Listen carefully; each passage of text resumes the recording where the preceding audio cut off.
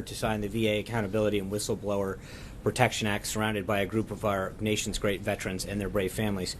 As we all know, the VA scandals exposed unacceptably long wait times for our nation's veterans and issues with tracking their care. In response, Congress passed the Veterans Access, Choice, and Accountability Act in 2014, which has since brought many more instances of poor performance and misconduct by the VA to light. The bill the President signed this morning further empowers Secretary Shulkin and the VA to protect our veterans from this kind of misconduct in the future. It's one part of the President's comprehensive plan to modernize the VA so that it gives the veterans the care, treatment, and support that they so richly deserve.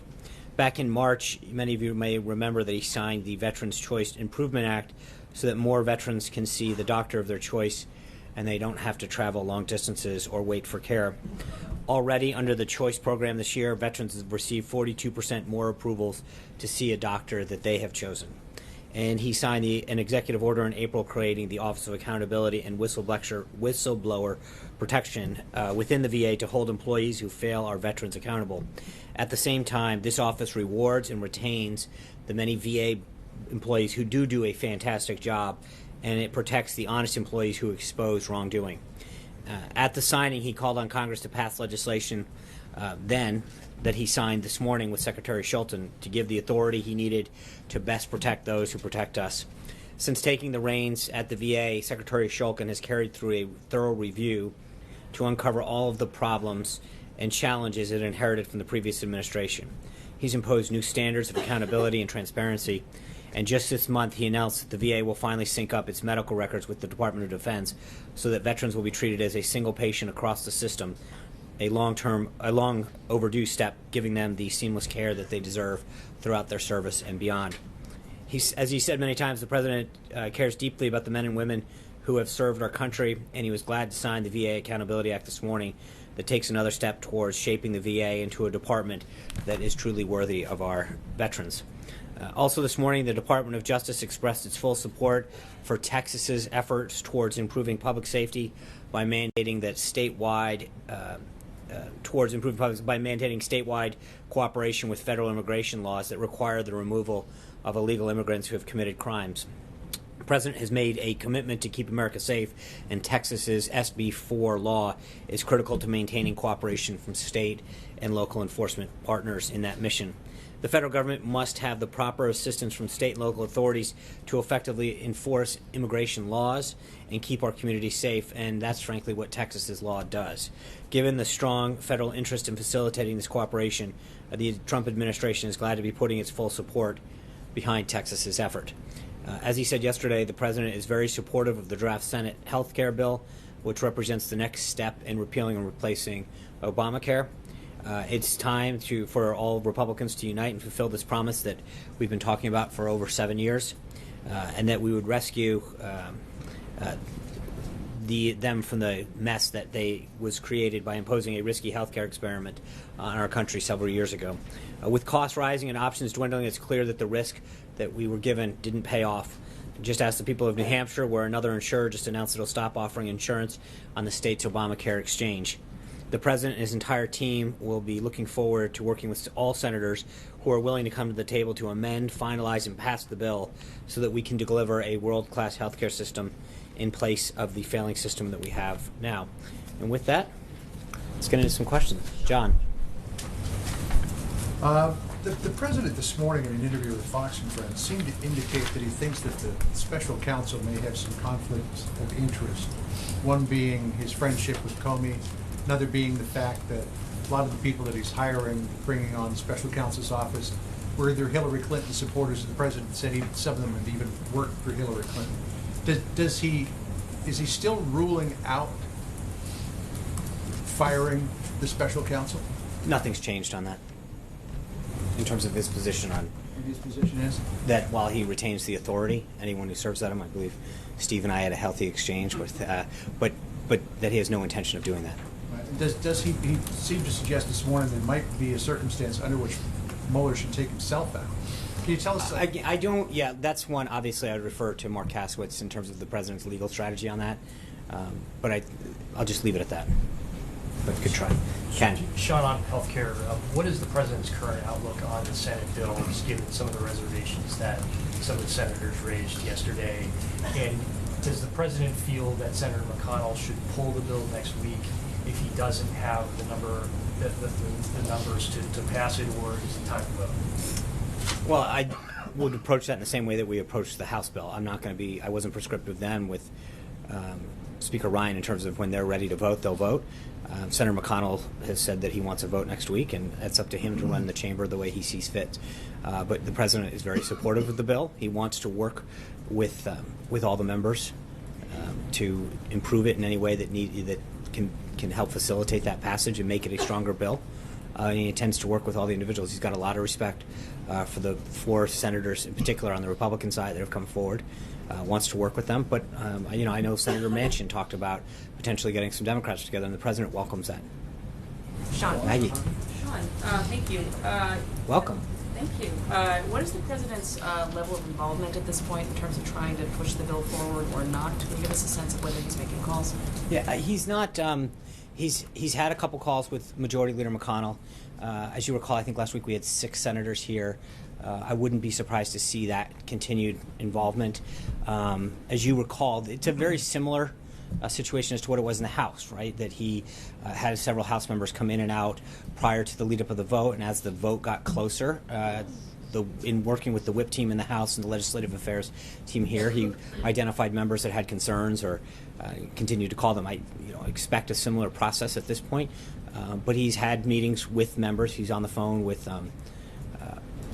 Senator McConnell, but also Secretary Price, Seema Verma, the legislative affairs staff, chief of staff, and others are intimately engaged in this, having conversations with senators, providing feedback to the president. He's providing guidance back as far as how we continue to tweak it. But I think we have a fairly robust discussion going on right now. Ashley. Sean, what is the vice president's role in the Senate healthcare bill? How involved has he been, and how involved do you see him being going forward? The vice president's played a very important role. He's been up there. He goes to the policy lunch once a week. He's constantly on the phone with them, and he's been a huge asset as he was in the House side. But again, to Maggie's question, I'd say right now it's a fairly similar process, right? The legislative affairs team is identifying concerns that individual members have or ideas and suggestions that they have, feeding them back to the team, and then asking for the president's input technically on some of those technical matters and providing feedback.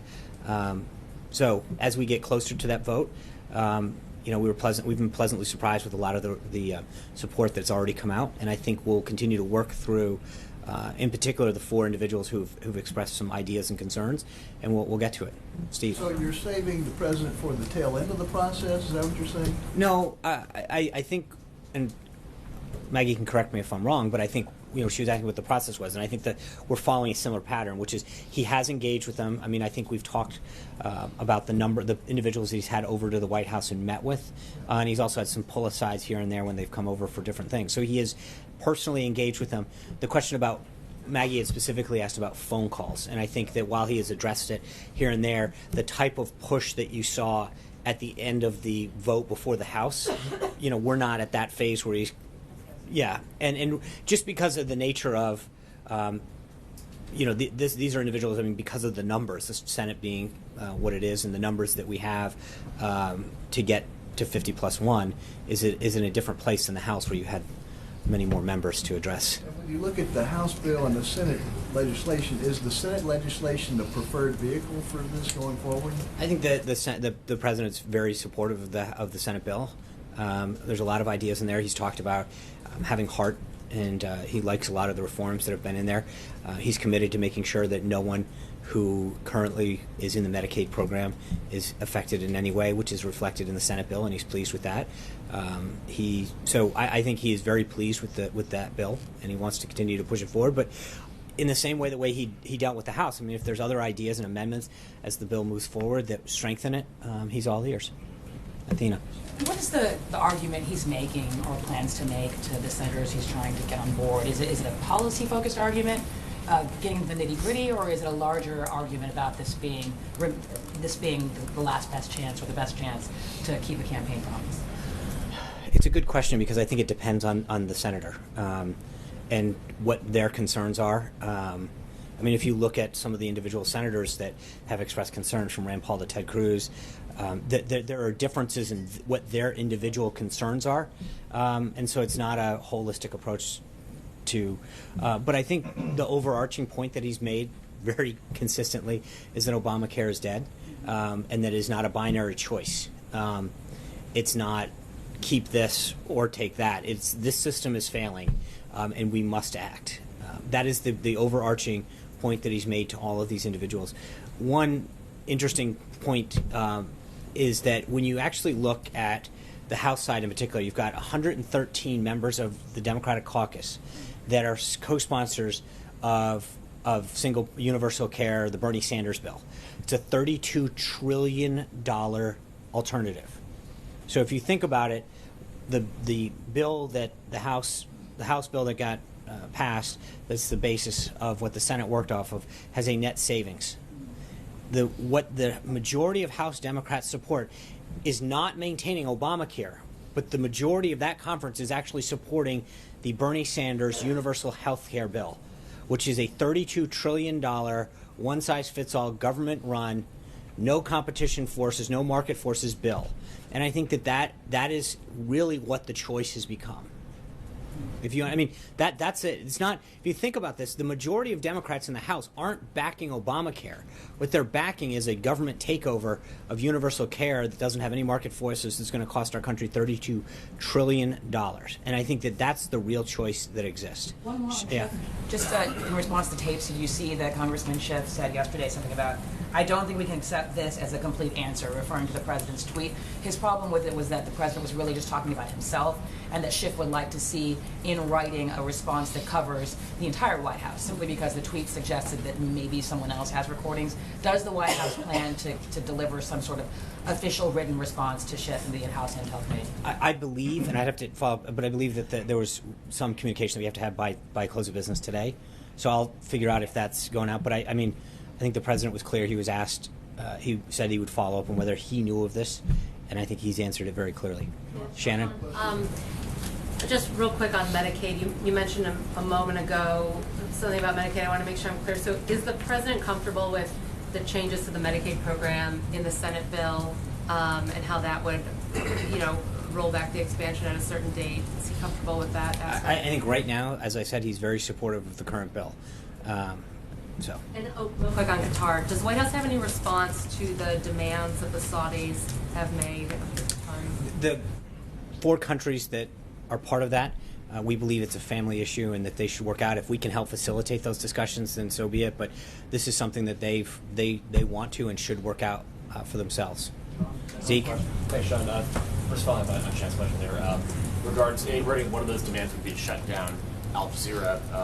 The United States generally has spoken out in favor of free and independent press, and arguing about Al Jazeera one way or the other in this case. But does the White House believe that it's appropriate that the free press is something that is on the table for the restoration of diplomatic relations?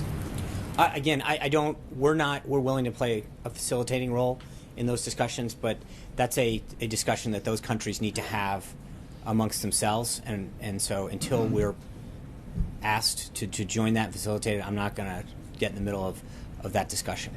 Second question. In this morning, Washington Post, there's an item about some friends of the president inquiring about his health. Wondering, is Dr. Jackson of the military office, the medical unit, the president's personal physician at this point? Has the president seen him, and will the White House commit to releasing sort of the annual physician's letter that has been customary of presidents for years? I know Admiral Jackson travels everywhere with the president, so he consults him regularly. I don't have an update on his particular vitals, but I will follow up on the letter. But I know that Admiral Jackson's intimately involved in the president's care and provides him feedback on whatever medical issues he has. Alex? Does President Trump think Special Counsel Robert Mueller is partisan? I think his comments this morning speak for themselves as to his views on Robert Mueller. John Gizzi. Thank you, Sean. 2 brief questions. First, it was reported on one of the networks that the president referred to the American Health Care Act as a mean bill, and he wanted more money that was coming in.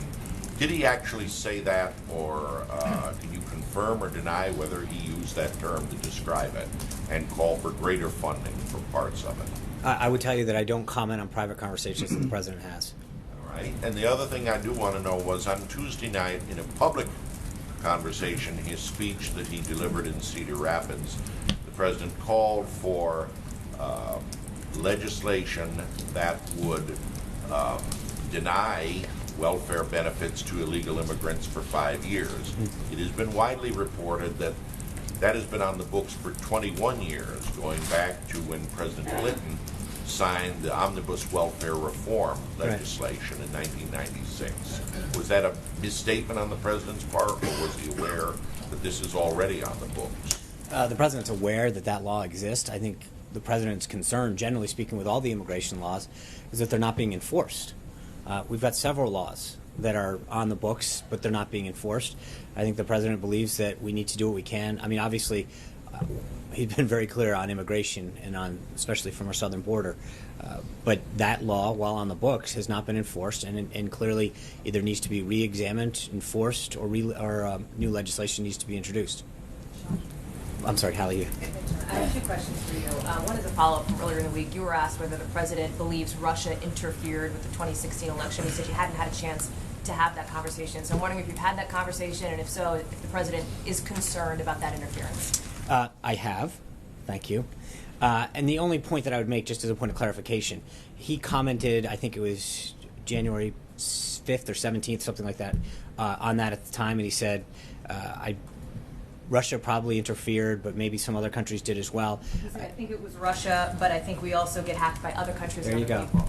Thank you. And so does he stand This by whole that? row Is is he getting an A concerned? for everyone. Is he concerned about that, John? Yeah, of course. He's concerned about any country or any actor that wants to interfere in elections. I confirm that he stands by that. But he's taken two, I think, very large steps.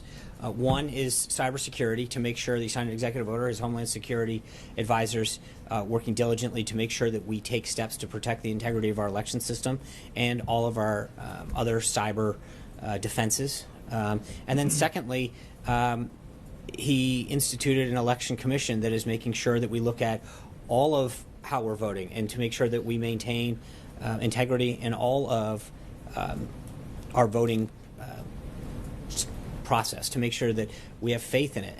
And that includes cyber, it includes voter ID, it includes all sorts of systems. I expect that commission to have several announcements in probably the next 2 weeks, and potentially some hearings in July.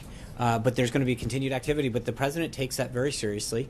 And I think those two actions in particular point to his commitment to it. So to follow up on that then, Sean, what do you say? We've talked to dozens of state officials who say they simply have not heard much from this administration regarding how to protect their own voting systems. Right. What do you say to those critics who say you're not doing enough? I think those officials, state and county, and I think down to the municipal level, will get a letter next week from the commission asking them to help facilitate some transfer of data back to us so we can begin the process of a thorough review of the systems.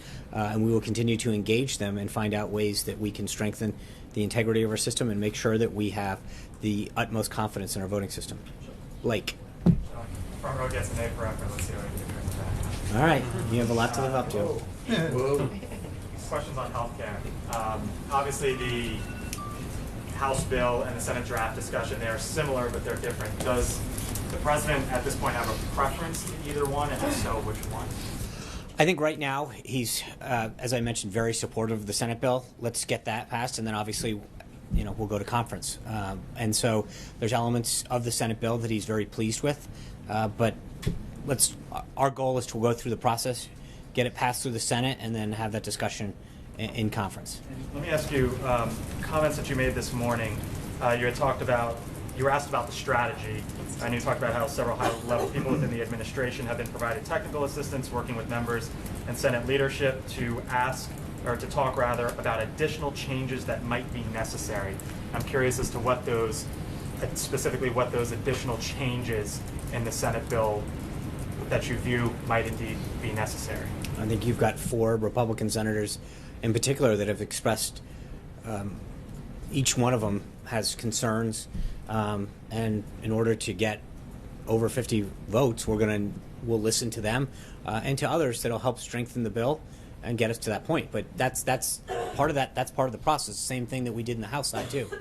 So nothing specific from the White House point of view as Well, I far don't as want to. what- I mean, again, this is a discussion that we'll have with those senators, but I'm not going to telegraph it right now. As I mentioned, you correctly quoted me from earlier this morning that we're going to have those conversations with them, find out what additions, suggestions, ideas they have that strengthen the bill and help it move forward.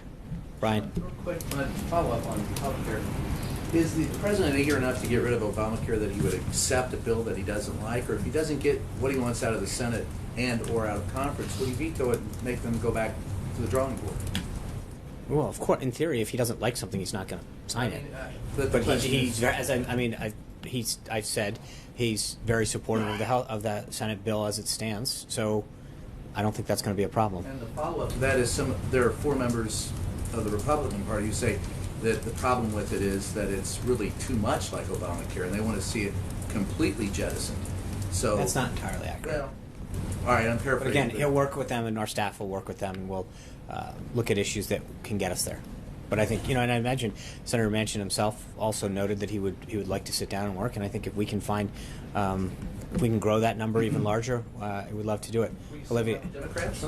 Senator Manchin's a Democrat. Yeah, I mean, other than He mentioned that he might have some additional folks that have expressed to him a willingness to work together, and I think the president's been clear. If anybody has a willingness to move this forward and get it done, he'd love to work across party lines. Olivier. Thank you, Sean. We saw the president's tweet about China's role in the North Korea crisis. He just met with Madison Tillerson, who had met with Chinese counterparts yesterday. Mm-hmm. He characterized at this point what he thinks about China's role in North Korea and whether he's preparing to impose what are called secondary sanctions on Chinese entities that are flouting international sanctions. I will not comment on the second part of that for obvious reasons, but good try. Look, he remains hopeful that we can work with China, both politically and economically, to apply the pressure on North Korea. He commented personally, and I'll reiterate that he continues to be very troubled by what happened to Otto Warmbier, and would like to see China do more. He's not hopeful. He's hopeful. He's not impatient at this point. He hasn't lost patience with China. I just would say that he remains hopeful that we can find a way forward. Steve? I want to ask you about Russia, because this week the Russians canceled planned talks in St. Petersburg. It's been widely reported that 2 weeks from now, in Germany, the president and Vladimir Putin are supposed to have some kind of talk on the sidelines of the G20. Is it the president's intention to have a meeting with Vladimir Putin in Germany? Obviously, Steve, we have a lot of countries that we will probably have bilaterals with on the sidelines of the G20, as well as during the visit to Poland. Not that wouldn't happen during that, but there are countries that we are planning bilats with, both during the stop in Poland, as well as during the 2 days that we'll be at the G20. Does the president want to meet with Vladimir Putin? I think that he understands that we have a role. We to the extent that we can work with Russia to solve some problems and to cooperate, if we can find that willingness, that we'd like to do it. And when we have an update on the schedule as we grow closer to the G20, I'm sure we'll provide that to you. How would you describe the current state of American-Russian relations? I don't know what word you're looking. I mean, we maintain. I'll give you a good example. We continue to have deconfliction with them in Syria. I think that's a positive thing. I think we enjoy normal diplomatic relations with them, and as the president has said numerous times, that if we can find areas of agreement with Russia, especially with respect to the fight against ISIS, safe zones in Syria, then we'll do it. But it's got to be on terms that are in the best interest, in our national interest. John Decker. Thanks a lot, Sean. When the president tweeted out earlier this week that China's efforts at applying pressure on North Korea, in his words, has not worked out, was he referring to the idea that China has not applied the necessary pressure on North Korea, or that North Korea has received that pressure and has just simply not responded to whatever pressure China has applied? I will just say that, as I mentioned to Olivia, he remains hopeful that they will continue to apply additional pressure that will seek a better outcome in terms of North Korea. But I'll leave that tweet for itself and continue discussion through diplomatic channels. So when he seemed to sort of abandon the idea of getting China to apply that pressure to North Korea, at the same time, let me just finish. At the same time, it seems as if Secretaries Mattis and Secretary Tillerson are going to continue that effort. Is there a conflict there in terms of what the President wants to perhaps not do, and what the Secretaries of Defense and State want to do in applying that pressure to North Korea and I'm sorry, China? Can you just expand on that? Well, it seems like, you know, the President's given up on trying to get China to apply pressure. I don't think that's true. As I mentioned, he remains hopeful that they will apply both diplomatic, political, and economic pressure to force North Korea to do the right thing. Sean, two questions for you. One, just on the tapes. In an interview this morning, the President said he believes his tweet about the tapes influenced Comey to tell the truth in his testimony. So, two-pronged question here. Is his position now that Comey was truthful in that testimony, and is he conceding that he used Twitter in a way he believes changed the behavior of a congressional witness? I'm not going to comment any further than the comments that he made this morning. Separately, Sure. A separate topic, on the briefings, you said Monday about your decision to hold these off-camera briefings, off-audio briefings, quote, there are days that I'll decide that the President's voice should be the one that speaks and iterate his priorities. Today the President spoke, so did you this morning, in an interview with Fox News. What's the reasoning for not answering questions on camera today? The President gave lengthy remarks today on camera. Spoke about the VA bill. I hope you carried it. You spoke on camera too earlier. I don't. I did. See how much on camera there is? I mean, look, I think, as I said, you referenced the comments I made on Monday. I made the same comments, similar comments in December and January. And some days we'll do it. I think it's great for us to come out here and have a substantive and discussion about policies. I don't think that the be-all and end-all is whether it's on television or not. We've made ourselves available a lot of times, and we'll continue to do it. But I'd rather sit here and have a very enjoyable conversation with you on issues on a Friday afternoon, and let the President's comments stand on the great things that he's doing on behalf of our nation's veterans. Alex? John, follow up on the tape, though. You were also on Fox this morning, and you I was. indicated... Thank you for watching. Well, yeah, but you indicated that the President's tweet on the tapes successfully influenced Comey to tell the truth in his testimony. So do you believe that he lied about... Is it the White House's position that he still lied about the President pressuring him to end the Flynn investigation? Is that still the White House position? I believe that the President's remarks on Fox and Friends this morning reflect the President's position. So that would mean that he believes that Comey told the truth. I don't think I need to do any further analysis than what the President himself said the intention was. Yes. Thank you, Sean. I have two questions, if I may. First is about during yesterday's meeting between President Trump and Chinese State Councilor Yang Jiechi, President Trump expressed his interest in joining Belt and Road Initiative. Could you tell us more about their meeting? I can't. I mean, obviously, I think we sent a representative to that conference, but I'm not going to get any further than that. The discussion that they had. Also, we heard that Jared and Ivanka have accepted the invitation to visit China by the end of this year. Could you confirm that as well? They have. Again, I know because Goyle's got a visit coming on Monday, so he gets a question on a Friday. Thank you, sir. Two questions. Yeah. Sean, you excited? This will be the first face-to-face meeting. It will. Yes, sir. This will be first face-to-face meeting between President Trump and Prime Minister Modi. So is President Trump ready to accept him and welcome him because both have the same dream? Prime Minister Modi is saying that make in India, and President Trump is saying buy American and make in America or hire America. So my question is that so much is there on the plate when Prime Minister Modi arrives here. He's saying that he will have a great meeting with the President because we have many things in common as far as U.S.-India relations are concerned. So what are we expecting really between the two leaders? Well, first, I want to wish the people of India a happy 70th anniversary on their independence. But during the meeting, the President and the Prime Minister will discuss ongoing cooperation, including counterterrorism, defense partnership in the Indo-Pacific region, global cooperation, burden sharing, trade, law enforcement, and energy. I think it's going to be a very robust discussion. And the second question, Yeah. please. Thank you. On Wednesday, June 21st, was the International Day of Yoga, which was declared by the United Nations 3 years ago under the leadership and initiated by Prime Minister Modi. Any citation you think President Trump will issue, or what he has, any message as far as yoga is concerned, because yoga means less trips to the doctors and hospitals.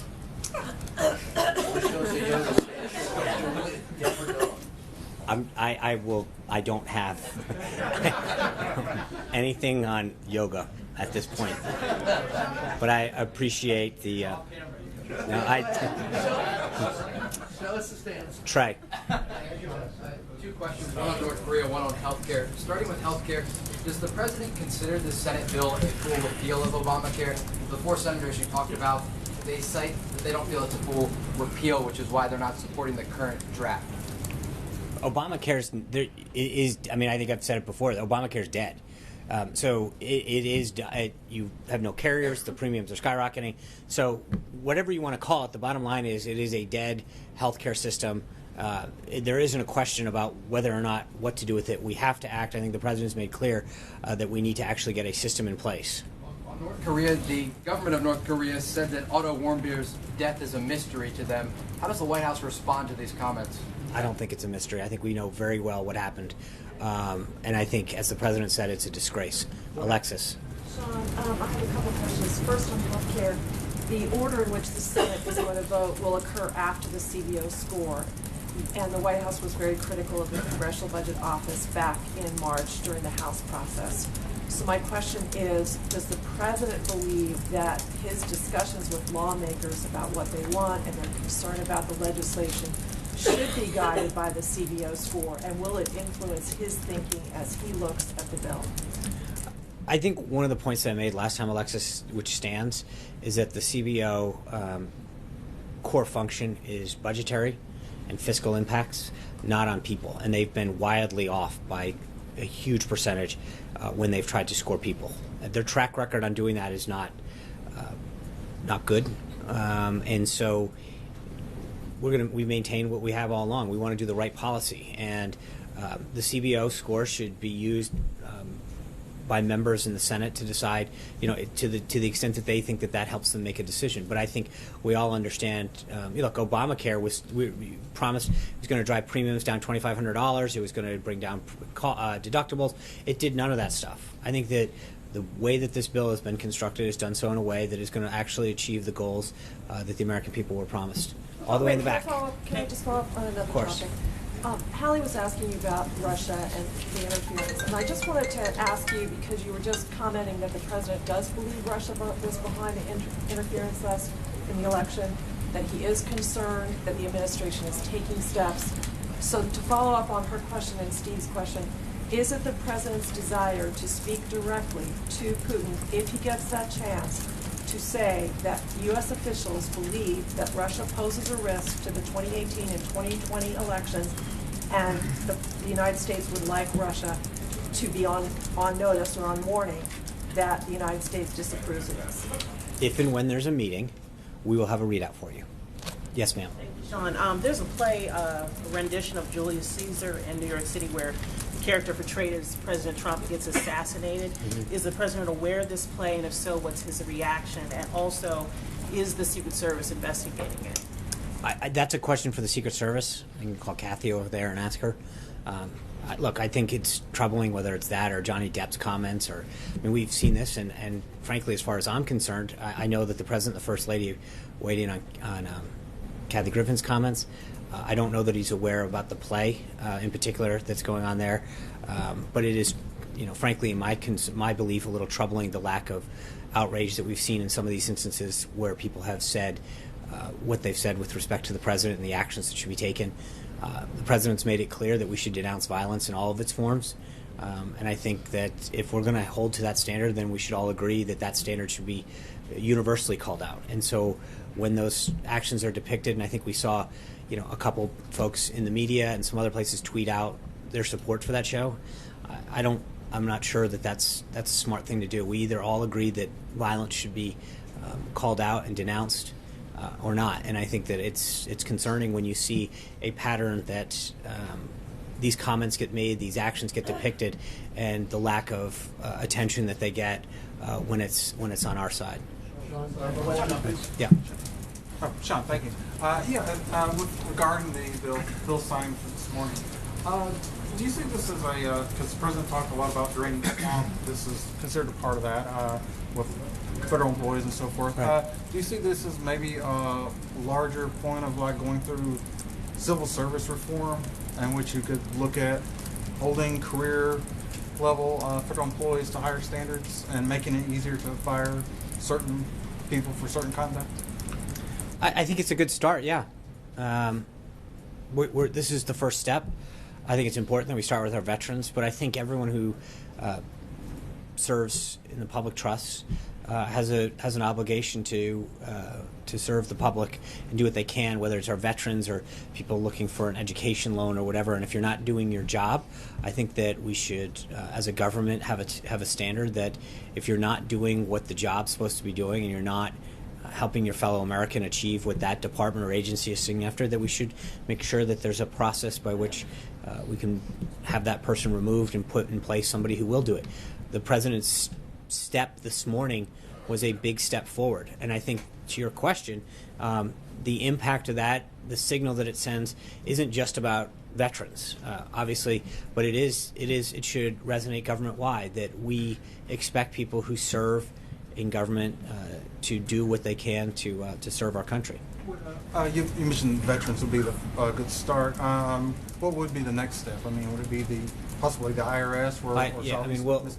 We'll wait and see. I think we've got a fairly robust legislative agenda right now, but if the House or the Senate wanted to move forward with something else, I'm sure we could find a way to work with them. Kayla. Thank you, Sean.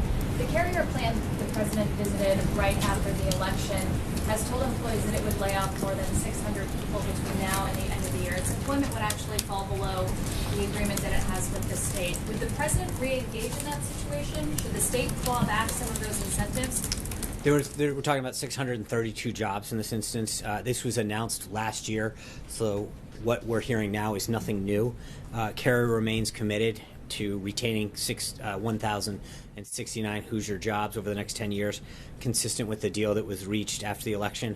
By maintaining these jobs in Indiana, Carrier is showing confidence in the business climate and the future of the American economy.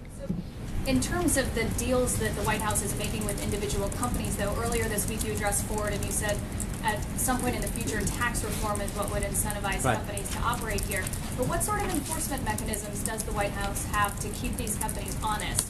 Well, again, remember that deal that you're talking about with Carrier is consistent with the deal that they struck. This is just a manifestation of the deal that was struck back in, I think it was November of last year. It could have been early December. This is consistent with what they said they would do back then. But I think both in terms of regulatory policy and tax policy, we need to do what we can to incentivize more companies to not just stay here, but to grow here. Francesca. Thank you, Sean. Two separate policy topics. First of all, you said that Senator Joe Manchin, a Democrat, is going to be looking at potentially getting some Democratic votes for the Senate healthcare bill. The president has said repeatedly that no matter how good this bill is, that he doesn't think that he would get any Democratic votes for it. It now sounds like you're saying that you do expect potentially to get some Democratic vote for it, and therefore you might not even need these 4 Republican senators who say that they can't support it. I didn't say that. Okay. But what I said, and just to be clear, is it's obviously the president believes, and for good reason, that I don't think that he doesn't believe that we'll end up getting any. I think it's encouraging that as we evolve through this process, that you see someone like Senator Manchin say, "I agree that the system's broken and I'm willing to fix it." Now, whether or not we ultimately can get his vote, that's another question. But I think it's encouraging that someone like him wants to step forward and engage in a discussion about if there's a potential of getting his vote. And obviously that's a discussion that, whether it's him or someone else, I noted the other day, I think to Hallie, that, a couple times already, Senator Schumer's been very clear that there would be no engagement from Democrats. So to see this progress, I think is I don't want to get too far in front of it, but it's also it's good to see at least one senator publicly say that they're willing to have that discussion. Jordan? Sure. Sorry, I said two policy questions. You Sorry. did. They're a totally separate subject. I wanted to follow up on what John Gizzi had asked about the... It's a first. Follow up on what John Gizzi had said about the president's speech on Tuesday night and the welfare requirement for immigrants. What specifically would the proposal that the president was talking about do that's different than what is already a part of the federal law? You said he wanted to re-examine it, maybe even put in a new law. What was he proposing? How is that different? Well, again, when we have an announcement on that, I'll let you know. Putting in legislation I understand that, and so when we do, we'll let you know. But at this point, we don't have that. Jordan. Thank you, John. The White House is concerned about the message of Julius Caesar and stuff that's said by Johnny Depp, and why was Al Baldessaro, who said that Hillary Clinton should be shot for treason for handling of Benghazi, invited to the VA event today at the White House? Well, obviously, as I mentioned, I make it very clear, I don't condemn all acts of violence. I don't believe that and the president has said this as well, that anybody who goes out and tries to highlight those kind of actions should not be welcome. I'm not aware of the comments he made, but again, I'll say it right now that I don't think that we should be resorting to that kind of language with respect to anybody in our country. You mean you do condemn? You do condemn. I do. Thank you. Okay, we'll get into the second row now. Mike Bender. I wanted to ask you about one on Russia, one on Russia sanctions bill. Can you talk at all about what your goals are for that bill? Even a sense of timing. Is it helpful to have that bill sooner or later in this White House? You mean that's one that the Senate passed that got pulled back with the parliamentary? It's right now. It's the Senate passed the bill. The parliamentarian ruled that it had a revenue component to it, and it had to have originated in the House. So now the House is looking at it. But right now, there's nothing to comment on in the sense that the Senate parliamentarian ruled that because of the revenue nature. Doesn't have any opinion on whether. Well, let's see what it looks like. I think obviously the concern that we will have is whether or not the executive maintains the authority and the flexibility with respect to implementing sanctions, both going forward and pulling back, to effectively achieve a goal, right? And so It's not a timing issue for you guys. no, I think it's a policy. It's how it's crafted, and I think that's something that we're going to look at as it, assuming that the House now takes up its legislation, and then when it goes to the Senate. But I think our main concern overall with sanctions is how the Congress crafts them and any potential erosion of the executive branch's authority to implement them. Just real quick, that these contested Obamacare payments, the administration, CSRs, that the administration let through this month. Yeah. Obviously, the president has